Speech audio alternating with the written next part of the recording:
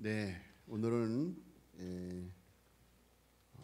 성탄 축하 칸타타가 있고 또 우리 청년들, 학생들, 주일 학생들 이렇게 발표회가 있습니다. 요즘 청소년들 이렇게 교육시키기가 아주 어렵습니다. 그래서 오늘 청년 또 우리 주일 학생들 몇 명이 이제 발표를 할지 모르겠지만 이런 순서들이 있기 때문에 오늘 말씀을 조금 간단히 전하려고 합니다. 우리 말씀을 받기 전에 서로에게 한번 인사하고 말씀을 받았으면 좋겠습니다. 메리 크리스마스 서로에게. 네. 메리 크리스마스 뜻이 뭐냐면 크리스마스, 그리스도와 마스, 미사. 그래서 예수님을 경배하라, 예수님을 찬양하라, 예수님께 예배하라, 그런 뜻입니다. 그래서 오늘 이렇게 예수님께 예배하는 여러분들에게 즐거운 성탄의 은혜와 축복이, 기쁨의 은혜와 축복이 함께할 줄로 믿습니다. 네, 자 오늘 제목이 큰 기쁨의 좋은 소식입니다. 여러분 그동안 살아오시면서 가장 큰 기쁨의 소식이 무엇이었습니까? 한번 돌이켜서 생각해 보세요. 나에게 있어서, 우리 가정에 있어서, 내 인생에 있어서 지금까지 가장 큰 기쁨의 소식이 무엇이었던가를 생각해 보시길 바랍니다. 대학교 합격에 대한 소식, 또 직장에 합격했다고 하는 소식. 우리 교회는 아주 얼마 전에 큰 기쁨의 소식이 있었죠. 우리 고시 합격했다는 소식을 우리가 큰 기쁨의 소식으로 들었습니다. 자, 여러분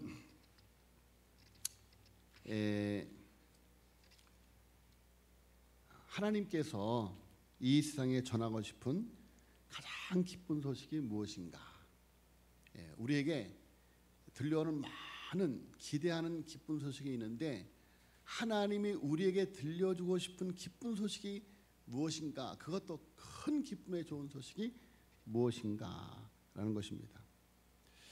하나님은 천군과 천사를 동원해서 아기 예수님의 탄생을 세상의 큰 기쁨의 소식으로 알리고 있는 것이 오늘 본문 내용의 말씀입니다.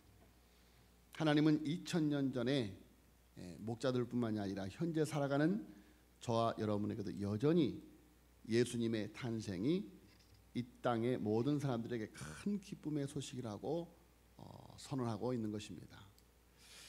자, 기쁜 소식, 굿뉴스, 가스펠, 복된 소식, 기쁨의 소식. 자, 여러분 오늘 말씀을 통해서 예수님의 탄생이 왜 우리에게 큰 기쁨의 소식이 되는지, 그리고 이 성탄의 계절에 우리가 아기 예수님의 탄생을 큰 기쁨의 소식으로 누리면서 살아가고 있는지를 한번 생각해 보는 시간이 되어야만 되겠습니다. 오늘 8절 말씀해 보니까 이 큰 기쁨의 소식을 기록하면서 그 지역에 이렇게 말하고 있습니다. 그 지역, 그 사건이 일어났던 장소가 바로 베들레헴이었던 것이죠. 4절 말씀에 보면 다윗의 동네로 올라가니라는 말씀이 있습니다. 그러니까 베들레헴은 예루살렘에서 남쪽으로 8km 정도 내려온 곳에 위치한 작은 마을이었습니다. 그런데 그 베들레헴을 흔히 4절과 11절에 보니까 다윗의 동네라고 말하고 있습니다. 다윗의 동네. 그러니까 그 마을에서 다윗이 태어난 곳입니다. 그리고 그가 왕이 될 때 기름 부음을 받던 곳입니다. 그래서 그 베들레헴은 다윗 왕조의 상징적인 장소인 것이죠. 그런데 그 지역에서 양을 치는 목자들에게 천사들이 기쁜 소식을 전했어요. 양치기였던 다윗을 연상하게 하는 그런 사건인 것입니다. 자, 그곳 베들레헴에서 메시아가 올 것이라는 예언. 자, 여러분 미가서 5장 2절에 보면 베들레헴 에브라다야 너는 유다 족속 중에 작을지라도 이스라엘 다스릴 자가 네게서 네게로 나올 것이라 그의 근본은 상고의 영혼에 있느니라 라고 말씀하고 있습니다. 자, 여러분 이렇게 이 땅에 오실 메시아 그리스도에 대한 예언이 말라기 4장 5절로 6절에 메시아가 오시기 전에 엘리야와 같은 자가 올 것이다 라고 예언을 했는데, 그 말라기 선지자 이후로 400년 동안 하나님은 이스라엘 백성들에게 구체적으로 어떠한 말씀도 하지 않으시고 침묵하십니다. 그런데 그 침묵이 깨진 것이 바로 누가복음 1장 11절의 말씀이에요. 주의 사자가 사가랴에게 나타나셨을 때 주의 사자가 그에게 나타나 향단 우편에 선지라. 주의 사자가 그에게 나타나 상단 우편에 선지라. 그날 400년의 침묵이 깨진 것이죠. 말라기에서 예언하셨던 것에 대해서 알려주시기 위해서, 그리고 마리아에게 천사가 나타나서 또 누가복음 2장 26절 38절에 성령으로 잉태하여 아들을 낳을 것이라고 말씀을 하셨습니다. 자, 하나님께서 400년의 침묵을 깨시고 천사를 보내시고 이스라엘을 떠났던 영광이 돌아와서 전한 기쁨의 소식, 그것은 바로 구약의 예언이, 하나님이 예언하셨던 그 예언이 성취된 사건이었다. 그래서 오늘 본문을 보니까 오늘 다윗의 동네에 너희를 위해 구주가 나셨으니 곧 그리스도 주시니라 라고 11절에 말씀하고 있습니다. 인류를 구원할 구세주가 태어났다. 그래서 천사는 오늘이라고 말합니다. 자, 여러분 인간이 타락한 이후에 하나님은 계속해서 그들을 구원할 메시아를 예언하셨습니다. 창세기 3장 15절에 여자의 후손으로 예수님이 오실 것이다. 메시아가 오실 것이다. 그리고 아브라함의 후손으로, 유다의 자손으로, 다윗의 자손으로 점점 그 범위를 좁혀가다가 그 예언이 마리아에게 전해졌습니다. 보라, 내가 잉태하여 아들을 낳은 이름을 예수라라. 자, 여러분 천사의 가장 확실한 마지막 예언.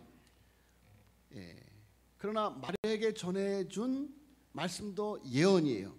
그러나 오늘 본문 말씀에 목자에게 나타난 천사가 한 말은 예언이 아니라 바로 오늘 일어난 일이었다라는 것이죠. 그러니까 하나님께서 선지자를 통해 수천 년 동안 말씀하셨던 메시아가 2000년 전 들에서 양을 치던 목자들이 살아가는 삶의 현장, 오늘 그곳에서 있었다. 더 이상 미래의 일이 아니다. 다윗의 동네에 구주가 태어났다. 자, 여러분 기억하시길 바랍니다. 예수 그리스도의 오심은 우리가 다시 오실 예수님을 기다리고 있지만, 그러나 이미 우리의 구주 예수님은 2000년 전에 유대 땅 베들레헴 마국간 말구유에 오신 줄로 믿습니다. 자, 여러분 그래서 성경은 보라 지금은 은혜 받을 만한 때요, 보라 지금은 구원의 날이로다 라고 말씀하고 있습니다. 여러분 구약의 사람들은 오실 메시아를 기다렸지만 우리는 이미 오신 메시아, 이미 우리의 구원을 성취하신 예수 그리스도를 믿고 있다라는 것입니다. 그래서 오늘 여러분 이 놀라운 큰 기쁨의 좋은 소식이 오늘 우리에게 이미 임한 줄로 믿습니다. 그러면 큰 기쁨의 좋은 소식의 내용은 무엇입니까? 11절에 보니까 구주가 나셨으니 곧 그리스도 주시니라 라고 말씀하고 있습니다. 자, 여러분, 유대인들은 그들의 메시아를 기다리고 있었습니다. 그런데 유대인들이 기다리는 그들의 메시아관은 지극히 정치적인 메시아였습니다. 자, 그러나 하나님이 보내신 메시아 예수님은 그들의 생각보다 상상할 수 없이 더 큰 메시아였다. 온 인류를 죄에서 구원할 영적 구원자이고 하나님을 떠나서 즐거운 듯 행복한 듯 살며 죄 가운데서 지옥을 향해 가는 자들을 구원할 자이시고 죄의 종로로 타면서도 그것을 알지 못하는 자들을 해방할 메시아, 하나님과의 끊어진 관계를 회복할 메시아, 너와 나의 끊어진 관계를 회복할 메시아. 여러분, 이보다 더 큰 소식이 어디에 있겠습니까? 자, 여러분, 구주가 나셨으니 곧 그리스도 주시니라. 그리스도. 여러분, 히브리어로 메시아, 헬라어로 그리스도. 그 뜻은 기름 부음 받은 자이다, 그런 뜻입니다. 여러분, 구약에 어떤 사람에게 기름을 붓는가? 먼저 제사장에게 기름을 부었습니다. 그러니까 예수님께서 인간과 하나님의 중보자가 되어 주셨다라는 것입니다. 여러분, 하나님과 우리 사이에 그 어떤 사람도 중보자가 될 수 없습니다. 오직 예수 그리스도만이 중보자가 될 수 있습니다. 할렐루야. 마리아도 아니에요. 그 어떤 성인들도 아닙니다.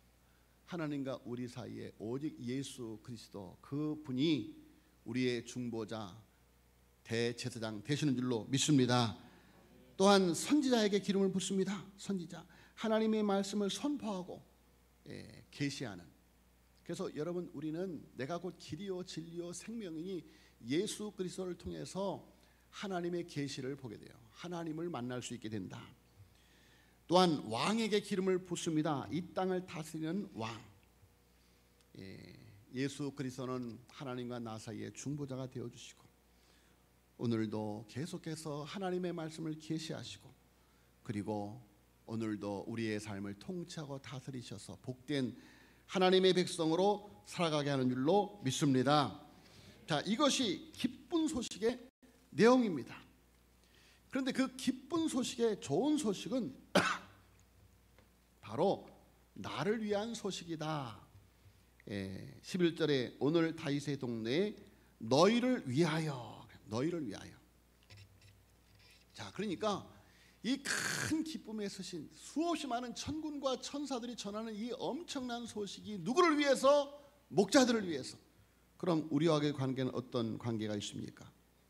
내 눈이 주의 구원을 보았사오니 이는 만민 앞에 예배한 것이 이방을 비추는 빛이요 주의 백성 이스라엘의 영광이니이다. 지극히 높은 것은 하나님께 영광이요 땅에서는 기뻐하심을 입은 모든 사람들 중에 평안하다.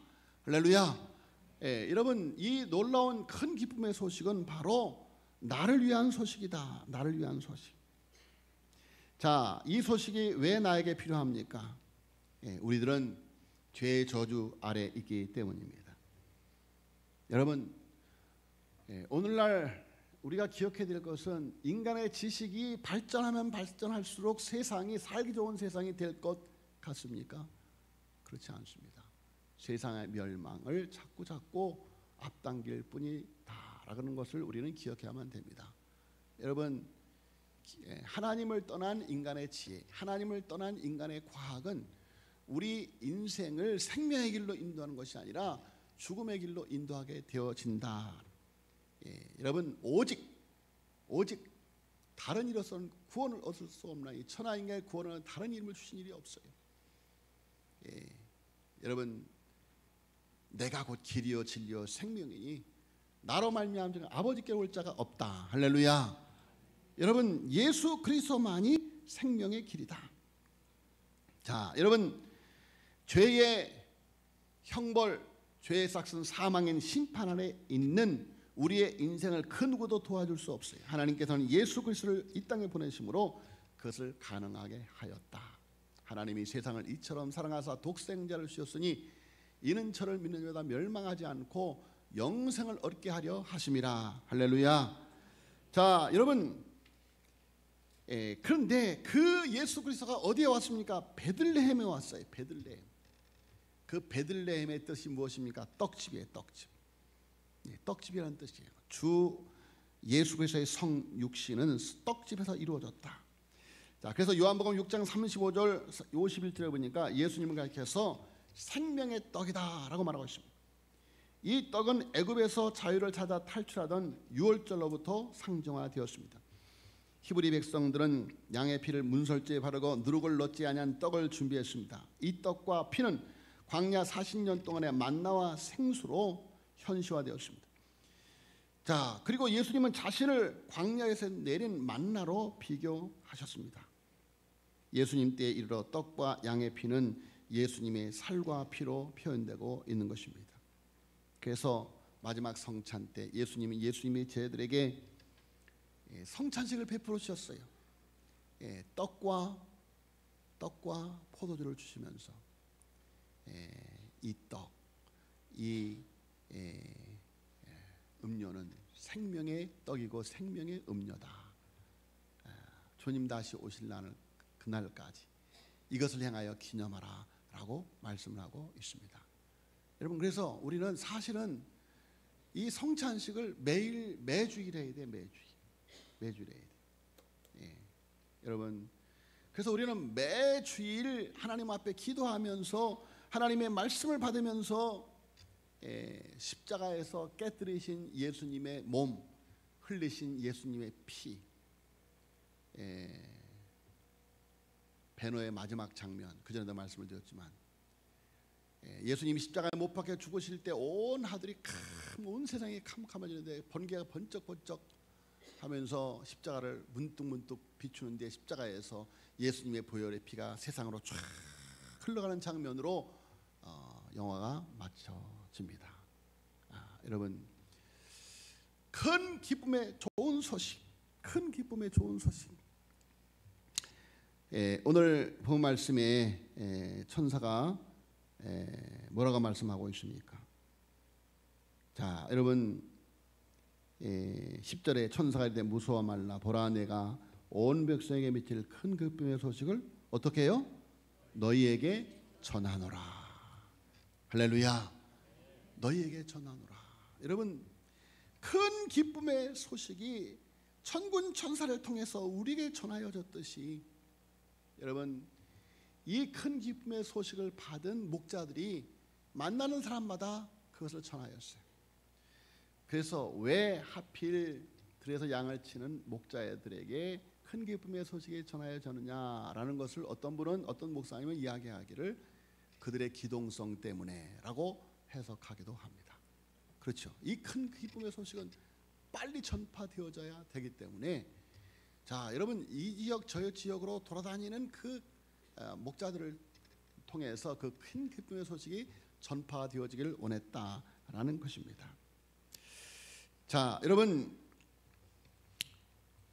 오늘날 은혜의 시대에서 다윗의 동네인 베들레헴 떡집은 어디인가? 바로 생명의 산떡이신 예수님이 계시는 교회인 줄로 믿습니다.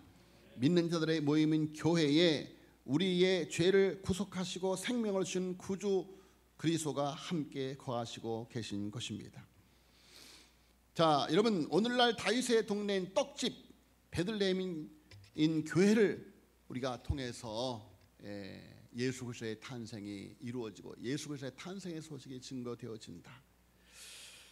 자, 여러분, 2000년 전이나 지금이나 우리나라나 이 지구촌이나 똑같이 너무도 혼돈, 공허, 흑암이 가득한 세상입니다.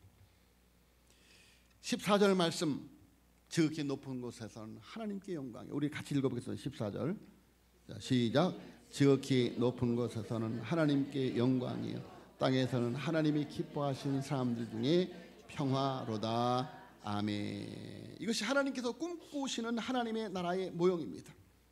여러분, 오늘날 우리들에게 얼마나 절실한 메시지입니까?